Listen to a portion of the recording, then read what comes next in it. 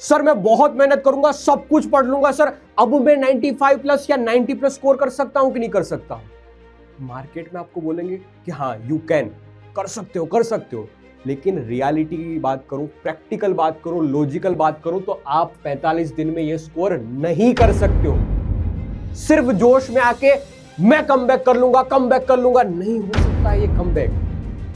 जोश के साथ होश में आना जरूरी है और एक सटीक स्ट्रेटेजी से आगे बढ़ना जरूरी है। तो वही स्ट्रेटेजी डिस्कस करने के लिए मैं आज आया हूं। So hello everyone, this is Ravivan Raj, स्वागत करता हूं सभी का नेक्स्ट टॉपर के इस प्लेटफॉर्म पर। मैंने क्यों मना किया, आप खुद जानो इस बात को। सिलेबस आइडेंटिफाई करो, कितने चैप्टर है हमारे पास? सर 14 चैप्टर है हमारे पास। 2 किताब है, बुक 1 में 8 चैप्टर, बुक 2 में हमारे पास 14 चैप्टर है। जो चैप्टर अच्छे खासे वेटेज के साथ और अच्छे खासे सिलेबस के साथ, लेंथ के साथ आते हैं। तो जोश में आके कभी ऐसा डिसीजन मत लेना कि सब कुछ पढ़ डालूंगा, क्योंकि आपके पास समय पूरा का पूरा नहीं बचा है। कितने समय बचा है आपके पास? ये वीडियो शायद आप देख रहे होंगे 27-28 को, या नवंबर में देख रहे हो ना दोस्त। नवंबर में आपके पास जो फर्रा आया है एग्जामिनेशन सेंटर से, सीबीएसई की तरफ से, उसमें डेट दे रखी हुई 20 फेब 2026, यानी कि फिजिक्स का पेपर। कितना समय बचा है हमारे पास? मोटा मोटा मान लू तो दिसंबर 30 दिन, जनवरी 30 दिन, तो हुए टोटल 60 डेज। 60 प्लस 20 दिन फेब के, तो हमारे पास है 80 दिन। टोटल गिने तो 80 दिन बचे हैं। इस 80 दिन में से पहले क्रॉस मारो 20 डेज को। क्यों क्रॉस मारा, लास्ट तक रुकना मैं बताऊंगा ये 20 डेज मैंने घटाए क्यों है। अब बात आ रही है 60 डेज की। 60 डेज है और चैप्टर से हमारे पास 14। टेंशन नहीं है, आराम से हो सकता है। लेकिन क्या ये 60 डेज आपके पास पूरे के पूरे हैं? आपको नहीं पता है कि 60 डेज में आपके पास स्कूल में प्री बोर्ड्स होगी, प्रैक्टिकल एग्जामिनेशन होगी, वाइवा होगा, उसकी कुछ प्रिपरेशन होगी। तो मोटे मोटे, और शादियों की सीजन भी चल रही है बेटा, भारत में बहुत सारी शादियां होती हैं। उनमें से कुछ आपकी या मेरी नहीं है, लेकिन आपके बड़े भाई बड़े दीदी की बहन शादी तो हो सकती है। तो किसी ना किसी कोई ना कोई एक फंक्शन में आपको जाना भी पड़ेगा। रेयर ऑफ द रेयर हो सकता है, लेकिन कहीं ना कहीं टाइम कंज्यूम होगा ही होगा। तो ये 60 डेज में से भी मोटे मोटे 15 दिन माइनस करो तो आपके पास रहेंगे 40 या 50 डेज। अब जो भी कमाल करना है वो आपको 45 या 50 डेज में करके दिखाना है। और सिलेबस आपके पास है 14 चैप्टर। दिमाग में बात बैठाओ, 45 डेज है और 14 चैप्टर है। अगर मोटा मोटा डिवीजन करे बेटा, डिवीजन मतलब ऐसा कि सिर्फ 45 डेज डिवाइड बाय 14 नहीं होगा। आपका ये पूरा का पूरा जो 45 डेज का समय है वो फिजिक्स अकेले में नहीं जाएगा। आपके पास 2 अदर सब्जेक्ट भी है मोटे मोटे, केमिस्ट्री मैथ्स हो सकता है या बायोलॉजी हो सकती है। जैसे कि हम मोटे मोटे सब्जेक्ट मान ले फिजिक्स केमिस्ट्री मैथ्स या फिजिक्स केमिस्ट्री बायोलॉजी, तो ये 45 दिन है, वो भी फर्दर डिवाइड होते हैं 3 हिस्सों में। तो आपके पास समय बच रहा है सिर्फ और सिर्फ 15 दिन। 15 दिन और चैप्टर से 14, तो मोटा मोटा 1 दिन 1 चैप्टर, 1 डे 1 चैप्टर। ये कंप्लीट करना ही करना होगा, तब जाके आप पूरा सिलेबस कंप्लीट कर पाओगे 1 फेब। इसलिए मैंने पहले आपको बोला है कि फर्स्ट फेब तक आपका सिलेबस कंप्लीट होना जरूरी है। 20 दिन निकाल दो फेब के, वो दूसरी जगह पे यूज होंगे, बताऊंगा कैसे। लेकिन फर्स्ट फेब संडे के दिन आपका सिलेबस कंप्लीट हो जाना ही हो जाना चाहिए। उसके लिए आपको करना क्या होगा दोस्त? दिन बचे हैं 15 फिजिक्स के सिर्फ और सिर्फ, और फिजिक्स के 15 दिन में 15 चैप्टर या 14 चैप्टर, तो टोटल आपके पास बन रहे पर डे 1 चैप्टर। यानी हर एक दिन को आपको यूटिलाइज करना है। मैं नहीं बोल रहा हूं दोस्त कि कितने घंटे पढ़ना है, it's depends on you, it's depends on chapter और कितना आप पढ़ सकते हो उस चैप्टर को। लेकिन ये याद रखना कि जब कभी भी आपने फिजिक्स की किताब उठाई है, जिस दिन आपने किताब उठाई है, आज से ये संकल्प ले लो कि जिस दिन आपने फिजिक्स की किताब उठाई है और जिस भी चैप्टर को आपने पकड़ा है, उसी दिन उस चैप्टर को खत्म करना ही करना है। अब लगातार फिजिक्स मत पढ़ना, 15 दिन फिजिक्स कंप्लीट कर लूंगा, बोर हो जाओगे बेटा। तो physics chemistry maths, physics chemistry biology, या ऐसे पैटर्न में चलना है आपको, ठीक है। अल्टरनेटिव डेज पे खेलना है आपको। बढ़िया सर, अब फिजिक्स पढ़ना कैसे है, कहां से पढ़ना है? क्वेश्चन ये आता है कहां से शुरुआत करनी है। तो आगे की बात उसी की होने वाली है कि कहां से शुरुआत करूं। एक सही वे कौन सा होगा? तो बेस्ट वे तो यही रहता है कि शुरुआत से शुरुआत करो। लेकिन अगर आपने शुरुआत बहुत शुरुआत से की होती तो मैं आपको बताता।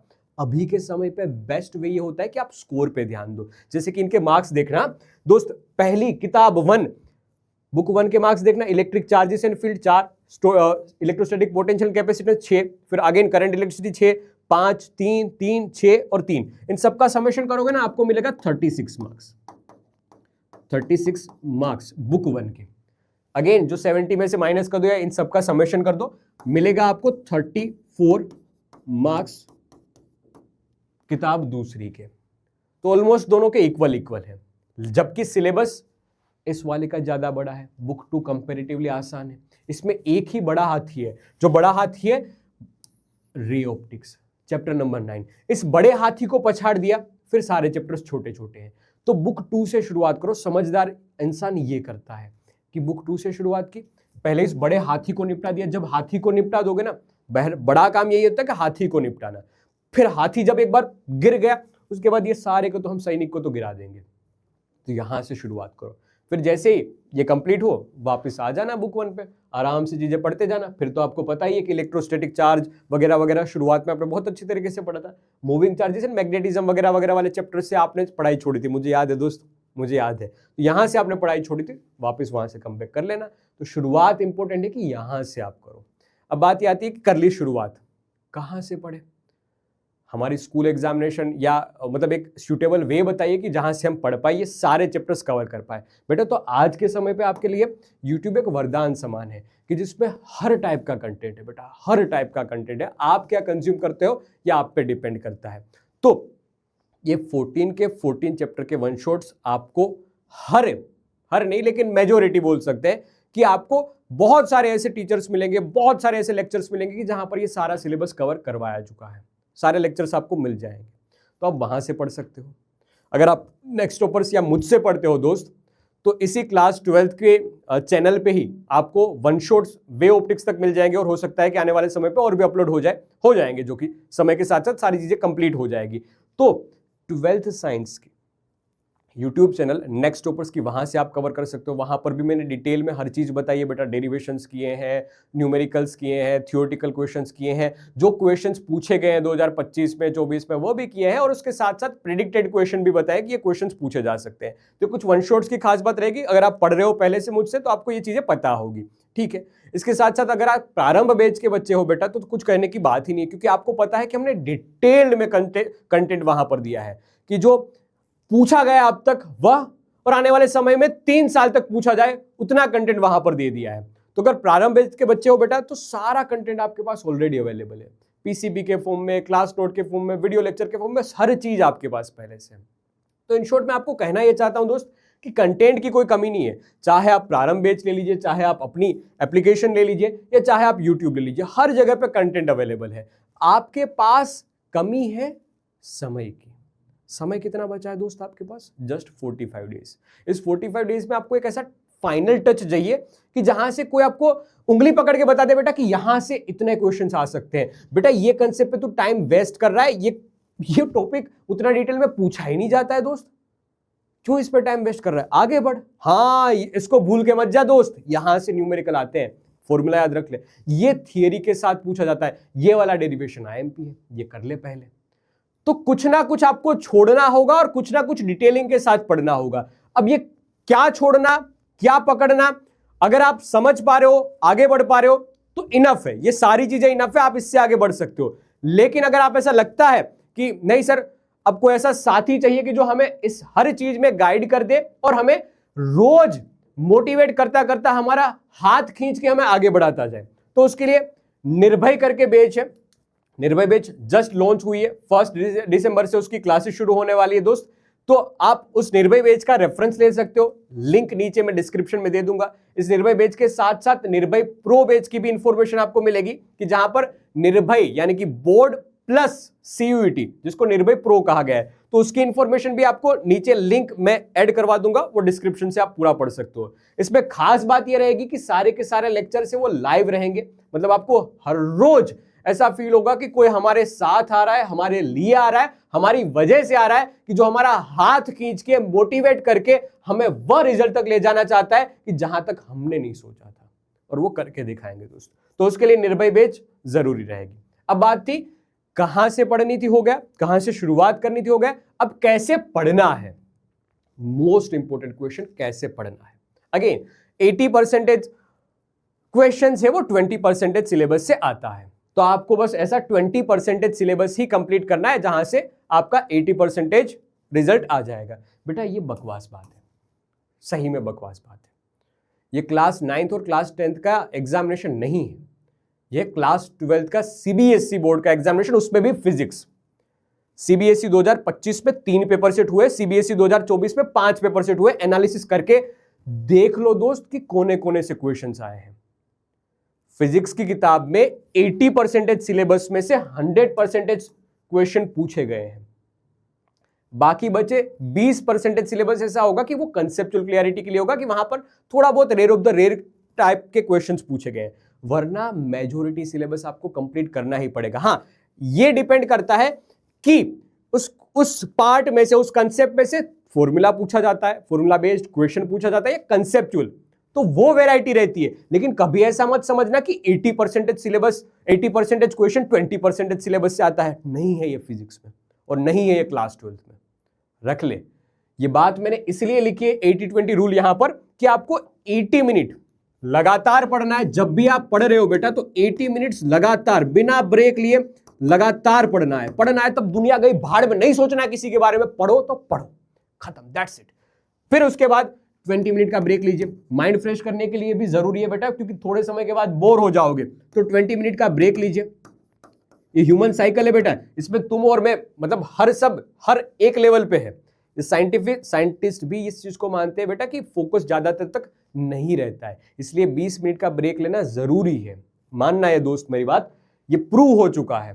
तो 80 मिनट पढ़ा, लगातार पढ़ा, उसके बाद 20 मिनट का ब्रेक लिया। 20 मिनट में तुम्हें जो करना है बेटा, दुनिया हिला देनी है, भूकंप ला देना है, करो दोस्त। लेकिन 80 मिनट जब आप पढ़ रहे हो, आइसोलेट हो जाओ।